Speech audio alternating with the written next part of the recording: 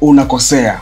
Content ya aina moja ndiyo hiyo unayopandisha kwenye Instagram, unayopandisha kwenye X, unayopandisha kwenye LinkedIn, unayopandisha Facebook, unayopandisha TikTok. Unakosea.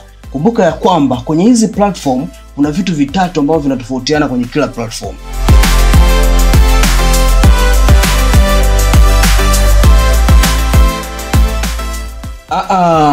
Unakosea.